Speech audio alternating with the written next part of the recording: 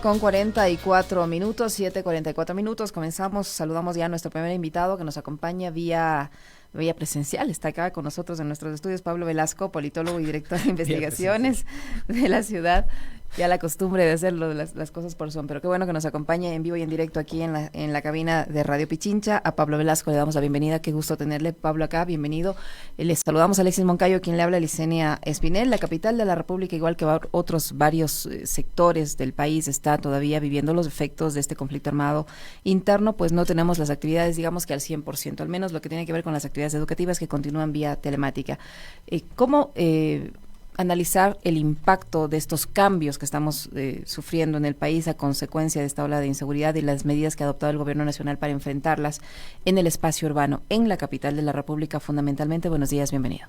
Hola Alexis, Licenia, buenos días, muchas gracias por el espacio. Sí, justamente en este momento yo estoy trabajando mucho en líneas de investigación que estudian el proceso de la inseguridad y cómo esto afecta el espacio urbano y las prácticas de las personas, ¿no? Específicamente aquí en Quito, nosotros tenemos que, por ejemplo, el servicio de movilidad, la economía y los espacios urbanos y los espacios públicos están fuertemente afectados. Podemos ver que el metro, por ejemplo, dejó de funcionar durante un tiempo. No dejó de funcionar el metro, sino dejó de ir la gente al metro. Y recientemente recuperó el número de personas que usaban el metro antes de todos estos atentados. Asimismo, gente deja de ir a los parques, deja de ir a los eventos públicos, deja de salir en la noche. Tenemos una encuesta recientemente hecha en diciembre, cuando podíamos hacer encuestas todavía. En este momento la gente tiene mucho miedo para responder preguntas, pero un poco antes de esta crisis preguntamos a la gente, cuando no estaba todavía todo este ambiente de inseguridad, ¿qué es lo que ha dejado de hacer este año respecto al anterior? Por la inseguridad, ¿no? El 61% de la ciudadanía dice que dejó de salir en las noches. El 53.5% de la gente dijo que dejó de visitar parques, o sea, visita menos que hace un año. El 52% de la gente deja de visitar sitios turísticos y el 49% de la gente deja de asistir a eventos públicos. Es decir, los espacios públicos, los eventos públicos son los primeros afectados por la inseguridad y esto afecta claramente también la economía, ¿no? Perdón, Pablo, ¿de cuándo son esas cifras que nos das? De diciembre de 2023. Ya, porque, digamos, a mí se me viene a la cabeza ahora mismo lo que pasó en Fiestas de Quito. Y las Fiestas de Quito últimas, digamos, se vio mucha presencia de gente en lugares públicos, en shows, en conciertos, en espectáculos, en fin, digamos, había una necesidad también de la gente de salir, porque hay que recordar que venimos de una pandemia también. Claro. Entonces, es como complejo y ahora estar viviendo esta situación resulta un poco chocante, ¿no? Claro, existen eventos que pueden reactivar la economía, como fueron las Fiestas de Quito, que fueron bastante movidas, pero en general les preguntábamos a las personas en este año qué ha dejado de hacer, ¿no? No solamente en este mes. Y asimismo podemos ver cómo afecta la economía, la inseguridad con esto de las cancelaciones de los festivales en este momento en el centro del país, que cuesta más de 70 millones, como estábamos escuchando hace una hora. En Salinas encontramos que solamente el 5% de los hoteles están ocupados en este momento y el 95% no está ocupado. Es decir, la inseguridad no solamente tiene efectos directamente en el Estado o directos en las personas que son víctimas de esto, sino también en toda la economía del país. También estaba escuchando justamente en esta misma radio que el 50% de los viajes acá a Ecuador han sido cancelados de los que se esperaban, ¿no? Y veamos los siguientes meses, seguramente hay efectos de largo plazo también de esto. Y esto afecta directamente al espacio urbano y a la economía urbana, como podemos ver. En el caso de Quito, si bien afortunadamente aquí no hemos tenido en los últimos días eventos tan dramáticos como los que han ocurrido, por ejemplo, en la ciudad de Guayaquil, ¿qué actividades se han visto más afectadas? Conversábamos hace unos días también con el representante de los hoteleros y él también decía que en la capital de la República se siente ya ese efecto de cancelaciones, de visitas a lugares que habían sido reservados y que también ya no se van a realizar. Pero además del sector turístico, ¿qué otras actividades en Quito están siendo afectadas? Ahí tendríamos que ver también, por ejemplo, hacer deporte. El 45% de la gente deja de hacer deporte por esto, 46% de la gente deja de caminar por el barrio, y eso afecta directamente también a los negocios pequeños, ¿no? Porque la tienda del barrio, por ejemplo, deja de tener personas, deja de tener consumidores en favor de grandes sectores como centros comerciales, como las grandes marcas, que aparte de vender, digamos, sus productos, ellos venden seguridad. O sea, la seguridad se convierte en un bien digamos que se privatiza, un bien escaso. y la ciudad, la morfología urbana comienza a cambiar al respecto. La gente deja de ir a los parques, comienza a tener más parques en urbanizaciones privadas, las urbanizaciones comienzan a tener barreras más grandes, las personas comienzan a moverse de ciertos sectores porque les parecen un poco peligrosos para ir a ciudadelas súper privadas, específicas, cerradas, y esto hace que los espacios públicos que deberían tener más personas, que deberían tener más negocios, que deberían tener más afluencia de gente, no tengan esa afluencia de gente porque la gente prefiere encerrarse, ¿no? El miedo hace que el bien común, que debería ser la seguridad, se privatice, se cierre en ciertos sectores de la ciudad y los otros sectores comienzan a verse afectados. Esto incluso profundiza las desigualdades y profundiza las condiciones para que se siga generando el crimen, ¿no? Uh-huh.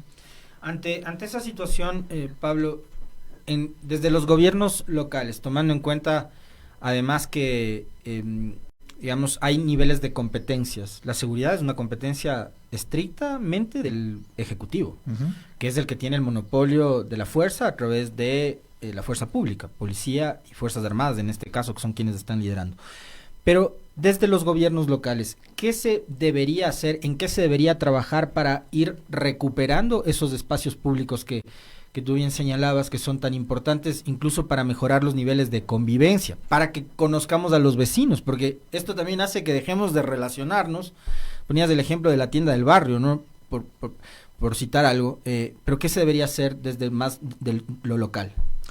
Claro, justamente es importante recalcar que la competencia nacional es una competencia privativa del Estado. O sea, los gobiernos locales pueden ayudar en ciertas cosas. Del gobierno de Quito, por ejemplo, ha reactivado ya 35 UPCs, tiene el plan de reactivar más de 100 UPCs, ha entregado patrullas, ha entregado motos a la policía para ayudarles justamente en esas cuestiones, porque tuvimos la herencia de un gobierno nefasto, ¿no? Que dejaba de ejecutar presupuesto cuando más se necesitaba. Y esto deberíamos nosotros tener conciencia de que incluso izquierdas y derechas extremas, o sea, izquierdas, derechas, todos los partidos políticos, si en algo coinciden es que la seguridad es un tema central del Estado y es un tema que debe garantizar el Estado. O sea, incluso las personas que creen que el Estado debe ser más pequeño posible, la seguridad sigue siendo una de las cosas importantes. Esa tesis de achicar el tamaño del Estado, ¿consideras, Pablo, porque tú no solamente has estudiado el fenómeno de la seguridad, sino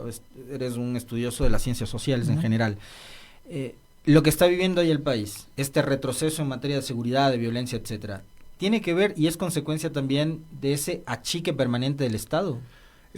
Tiene que ver con la desregularización y, digamos, el debilitamiento de las capacidades de control que tuvimos. Y de hecho escribimos junto con la secretaria de Seguridad, Carolina Andrade, un artículo sobre esto que les invito a ver. Está en nuestras redes sociales, también me pueden seguir en X como Pablo Velasco S. Ecuador, puntos clave para comprender la ola de violencia. Exacto. Ahí damos punto por punto uno de los elementos que es este de aquí. Pero, digamos, esto es multidimensional. Y esto ya depende de las personas del gobierno, explicar, tener diagnósticos, porque incluso en países como Suecia y en Alemania, en estos últimos 4 años ha habido un repunte del crimen organizado.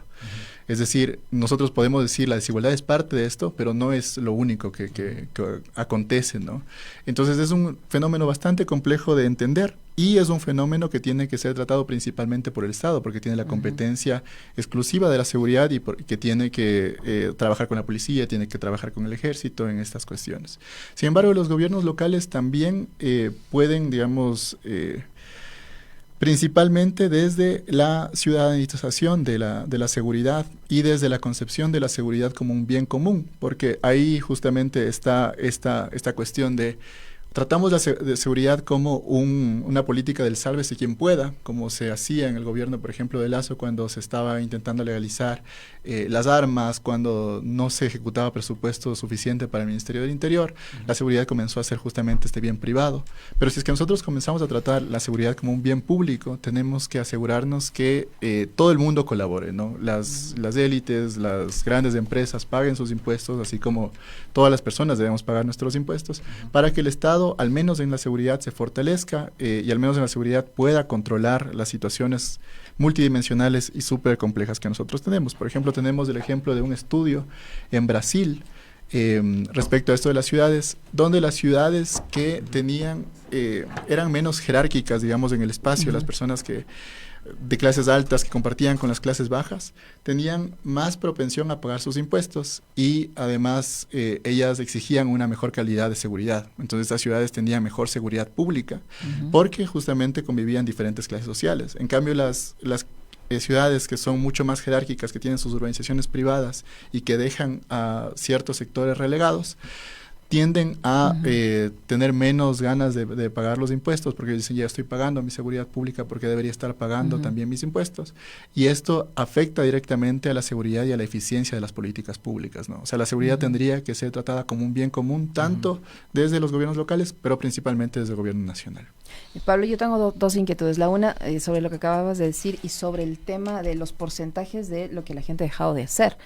Si bien hay personas que tienen, digamos que, mayor facilidad de autoprotegerse encerrándose en sus ciudadelas privadas o acudiendo a los centros comerciales, ¿qué pasa con el resto? ¿Qué pasa con la gente que no tiene un centro comercial cerca? ¿Qué pasa con la gente que vive no dentro de una urbanización? ¿Cómo esas personas se están protegiendo de la inseguridad y cómo están reaccionando ante todos estos temores, estos miedos que han dejado de hacer también? Ahí hay una tesis súper interesante de una académica justo que está terminando su PhD en Harvard, que se llama Caitlin Criswell, que ella, digamos, contrarresta toda esta idea que tiene la academia de que el crimen y, digamos, la inseguridad rompe a los ciudadanos y hace que los ciudadanos se atomicen. Sin embargo, en América Latina tenemos varios casos en donde la inseguridad ha sido la fuente principal para que comiencen a generarse espacios vecinales y organización conjunta, ¿no? Principalmente en los espacios aquí hemos visto en Quito, en los espacios donde el Estado está menos presente y donde las UPCs han sido abandonadas y demás, hay sectores y vecindarios que se reúnen y que crean su propia alarma comunitaria y que salen entre ellos y confían mucho en los vecinos. Los vecinos en este mismo levantamiento son la institución en la que más confía la gente. Después viene la iglesia y después viene el Ejército Nacional, ¿no? Pero los vecinos son la institución más fuerte que está, digamos, siendo la alternativa en esta crisis de seguridad. Esto, digamos, de niveles de inseguridad que tenemos en Pichincha, o sea, porque las investigaciones que estoy haciendo están en el Instituto de la Ciudad de Quito, ¿no? Pero Pichincha solamente tuvo un crecimiento de muertes violentas, digamos, del doble. Del 2017, que tenía 4.2 por cada 100.000 habitantes, a 9.4 en el 2023. Pero ha habido otros sectores extremadamente golpeados que el gobierno nacional realmente debería ponerle mucha atención porque ahí sí están afectando cosas tremendas, ¿no? Incluso la psiquis de los niños. Por ejemplo, en Guayas pasó de 6.8 en 2017 a 84.5 muertes violentas. Y el caso más impresionante es Los Ríos, de 8.7 a 110.8 muertes violentas, ¿no? Es la provincia más violenta del país en este momento. Sí, de hecho, en El Salvador, cuando estaba en el peor momento, cuando, digamos, antes de la llegada de Nayib Bukele y todo este plan de securitización, en el peor momento, en el 2015, El Salvador tenía una tasa de 105 muertes por cada 100.000 habitantes. Los Ríos está en 110, o sea, es peor que en el peor momento de uno de los países más violentos del mundo en su momento, ¿no? Así que hay sectores que están siendo golpeados profundamente y esto incluso cambia la comprensión de la sociedad, la comprensión de la ciudad. Tenemos una compañera que está trabajando justamente en Guayas, en la zona 8, con los niños de allá, para ver cómo los niños comprenden la ciudad y cómo están ellos, digamos, enfrentando la inseguridad en uno de los sectores más inseguros del país. Y uno de los ejercicios que se hizo es cómo los niños piensan la ciudad, ¿no? Si es que a un niño que se siente seguro le dices, por favor dime qué es lo que ves en la ciudad, él dice, yo veo el parque, yo veo la casa de mi amigo, yo veo la tienda, etcétera. A los niños de allá se pregunta, ¿cómo ves tú la ciudad? ¿Qué reconoces? Dice, yo veo la UPC, yo veo dónde están los policías, yo veo dónde está la casa de la señora donde me puedo meter si es que algo sale mal. Es decir, la comprensión completa del mundo cambia cuando las olas de inseguridad golpean tan fuerte como en este momento, ¿no? Y eso tiene efectos económicos y tiene efectos sociales a largo plazo. Esto implica que la desigualdad va a seguir creciendo y la desigualdad es uno de los caldos de cultivo para el crimen que sigue reproduciéndose. ¿Cómo entender, Pablo, ese fenómeno que tú nos manifestabas hace un momento de que, digamos, este despunte descomunal de la violencia en el país coincida con el incremento de violencia en países como Alemania o como Suecia? ¿A qué se debe? no son comparables obviamente, además son entornos totalmente diferentes, pero ¿por qué la violencia a nivel mundial está teniendo auge en este momento?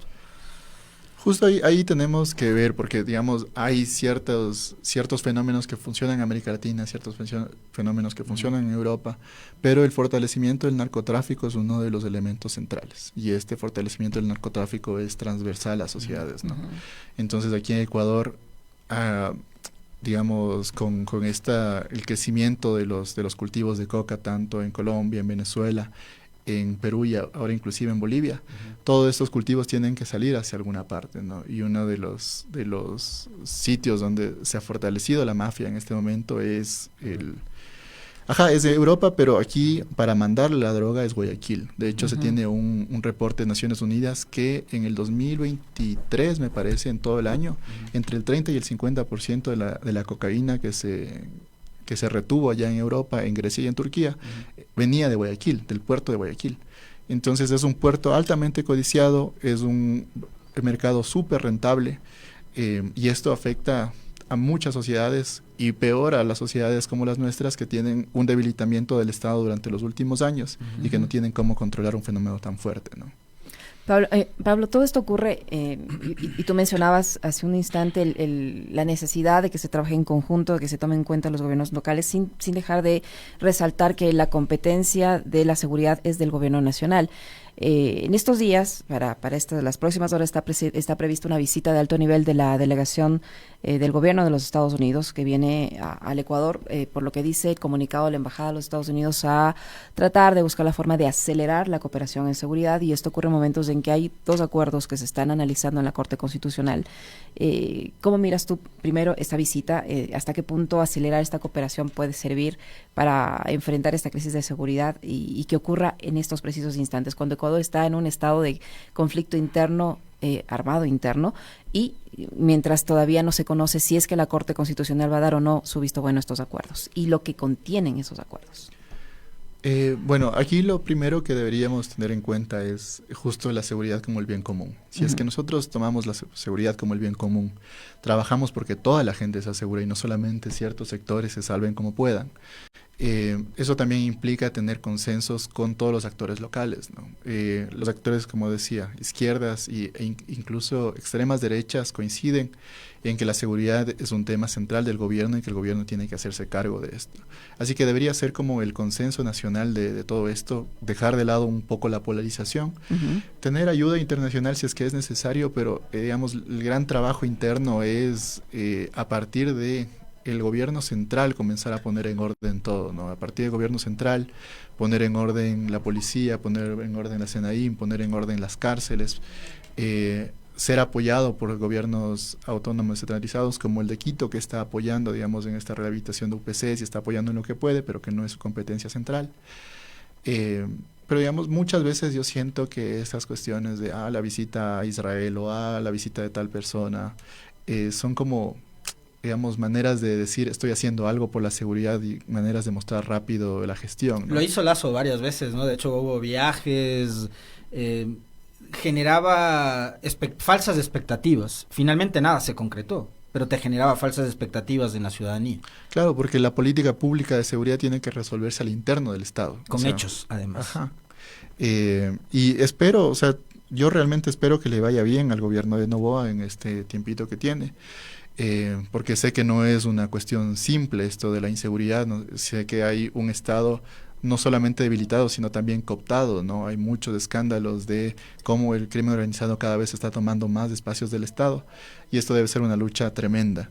En todo caso, las investigaciones que nosotros estamos haciendo buscan dar claridad sobre los efectos que tiene la inseguridad, cómo estos efectos también tienen que ser contrarrestados para que no desemboquen en desigualdad mayor y mayor crimen, pero la competencia central en el Estado, y ahí sí todos mis buenos deseos para el Estado, ¿no? En que eso se resuelva. Tenemos en este momento, Pablo, un extracto del presidente Noboa de la entrevista que ha concedido a un canal de televisión esta mañana, refiriéndose a la vigencia del estado de excepción y el decreto de guerra interna, porque mucho se hablaba de que se iba a declarar la semaforización o la sectorización por el mapa de calor, como lo llaman, ¿no? Me imagino yo, justamente pensando además en el tema del feriado de carnaval y las pérdidas que podría provocar al sector turístico, de la transportación, servicios y demás. Así que escuchemos al presidente Noboa para analizarlo con nuestro invitado. A lo mejor focalizar, vienen las fiestas de carnaval, a lo mejor que la gente pueda movilizarse un poco más. ¿Se ha pensado en eso? Por supuesto, esta noche anunciaremos la semaforización, o sea, ciertos cantones van a tener diferentes toques de queda que otros y van a tener diferentes regulaciones que otros. De esa manera reactivamos también la economía, porque si no, le damos un golpe no solo pues al turismo, le damos un golpe al pequeño empresario, al emprendedor, le damos un golpe a la industria, le damos un golpe a la economía en general, y no podemos tampoco permitir que estos grupos narcoterroristas destruyan nuestra forma de vivir y nuestro día a día trabajando. Bien, ¿qué decir de esto? Tomando en cuenta de que, digamos, era el pedido de algunos sectores vinculados con el ámbito productivo, restauranteros, hoteleros, en fin, el semaforizar o el sectorizar la vigencia de un estado de excepción. En las actuales circunstancias, Pablo, donde parecería o daría la impresión de que ningún lugar del país es seguro. Claro, hay esta percepción de seguridad, ¿no? Que no necesariamente corresponde también con los niveles de crimen. O sea, hay ciertos sectores donde hay mucho crimen y hay alguna alta percepción de inseguridad, pero también hay sectores donde de hecho no se tiene tanto crimen como en otras, al menos crimen violento como en otras ciudades, pero de todas maneras la gente se siente inmovilizada y el miedo es uno de los, digamos, de los enemigos grandes de la economía que nosotros tenemos en este momento. Tenemos también dentro de los datos que nosotros levantamos que, por ejemplo, el único lugar que las personas que les preguntamos a las personas que se sienten seguras, digamos, públicos y en donde pueden recorrer y todo, son los centros comerciales, que el 65% de la gente dice que se siente segura en un centro comercial.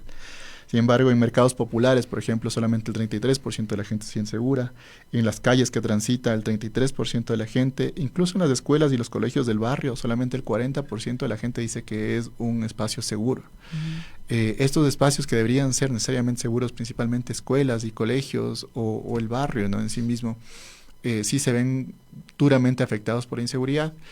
Y estas medidas de semaforización me parecen que son adecuadas para comenzar a reactivar toda la economía, a que el miedo no nos venza y a que esto no tampoco tenga implicaciones en los pequeños negocios que mucho necesitan. Quito, ¿qué ubicación en ese semáforo debería tener, considerando todo lo que ha ocurrido en la capital? Mire que ahora hace poquito ha habido un asalto, me parece, en una farmacia en el sur de la ciudad. Pero bajo esa lógica de semáforos, Quito, ¿en qué color de ese semáforo debería estar? Según los homicidios por cada 100.000 habitantes, digamos, de estas cuestiones violentas, no es tan alto como en sectores como Esmeraldas, Guayas y Los Ríos, ¿no? Pero ahí creo que debería haber una semaforización también interna. Como Quito es muy grande, también tiene sectores que están siendo más afectados, ha habido más atentados en ciertas partes del norte de la ciudad, en ciertas partes del sur de la ciudad, que se debería tener en cuenta para la semaforización, pero ahí yo creo que el gobierno central debería ver. Y en el caso de que a Quito se le ubique en rojo, en amarillo, no sabemos, en verde, ¿mejora eso la colaboración con el gobierno local, con el municipio en este caso? ¿Influye de alguna manera el nivel de cooperación que tienen ahora para ayudar en la seguridad? Creo que el municipio siempre ha tenido una relación fluida, ¿no? Principalmente desde la llegada de Daniel Noboa ha habido, pero antes también, incluso con el gobierno de Guillermo Lasso, el municipio de Quito siempre ha estado colaborando con la seguridad e intentando hacer su partecita y todo lo que puede. Me parece que el municipio recauda 7 millones de tasa de seguridad y ahora está ejecutando 14 millones, es decir, está ejecutando el 200% de lo que debería, ¿no? Pero esto, en relación a lo que debería ejecutar el gobierno, es, digamos, es una ayuda, pero no es suficiente. Sin embargo, lo que sí debe pasar es que la ciudadanía logre, digamos, responder a estos semaforizaciones, ¿no?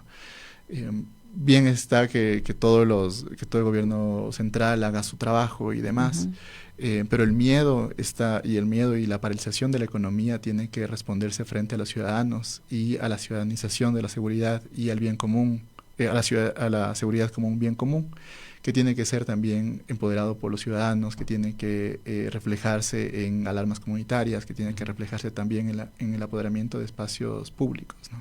¿No será tal vez ahora, Pablo, porque así lo han planteado algunos sectores, de quizás reformar leyes para darle, pero claro, con recursos públicos, tampoco ningún municipio ni prefectura va a ser magia, ¿no?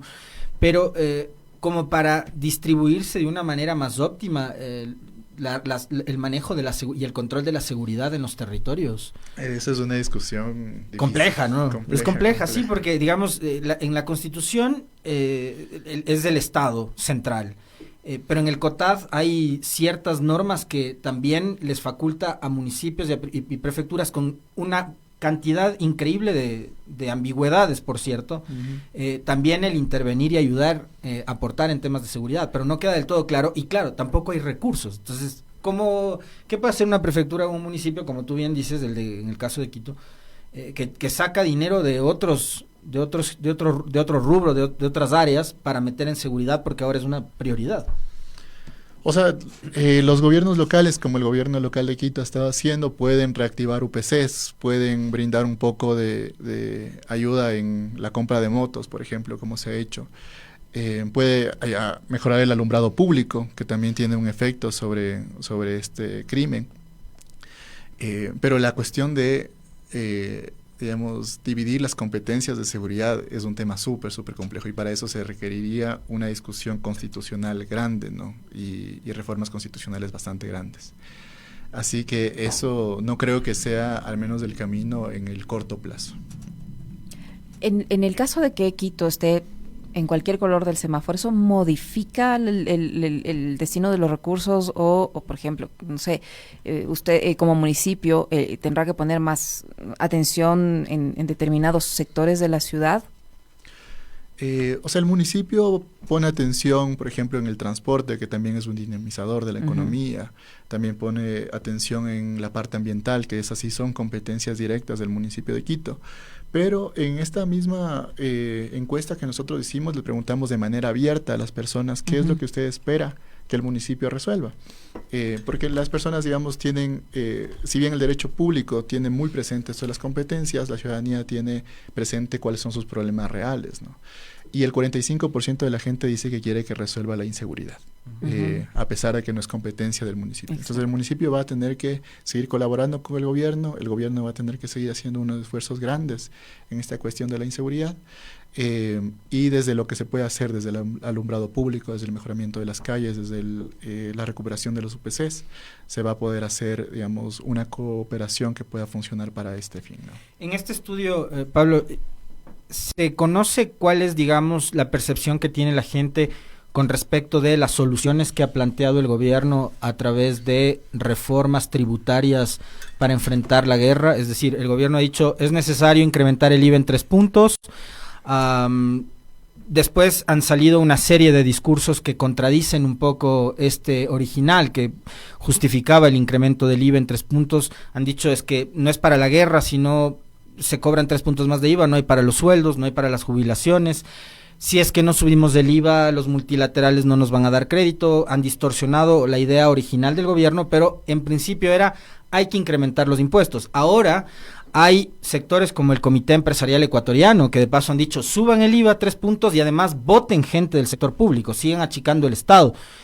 Eliminen ministerios. Le escuchaban un expresidente de Cámara de Comercio de Quito decir, hay que eliminar el Ministerio de la Mujer, hay que eliminar el Ministerio del Deporte, hay que eliminar secretarías, hay que eliminar empresas públicas. ¿Qué opina la gente con respecto de la solución para la guerra interna que estamos viviendo? Según nosotros les preguntamos qué es lo que usted haría para combatir la inseguridad, ¿no? Justamente una pregunta abierta también para que las personas puedan dar sus opiniones. El 33% de la gente decía que necesitamos más policías y más agentes de control. El 14.1% de la gente decía más patrullaje. El 12.8% de la gente decía más cámaras y alarmas. El 10% de la gente más UPCs. El 3% más alumbrado y el 25% otras digamos, otras respuestas que no pueden juntarse, ¿no? Pero sí podemos ver las dos primeras, más policías y mayor patrullaje, es una cuestión de inyectar recursos a la policía, inyectar recursos a estos sectores de seguridad y poder hacer que ellos funcionen de mejor manera, ¿no? Y esto es competencia del Estado. Y respecto a el aumento del IVA, no hemos tenido información sobre esto porque esto fue noticia de este mes, ¿no? Este levantamiento fue de diciembre del 2023. ¿Esta percepción en diciembre va a variar mucho ya ahora que estamos con el decreto en vigencia del Estado? De haber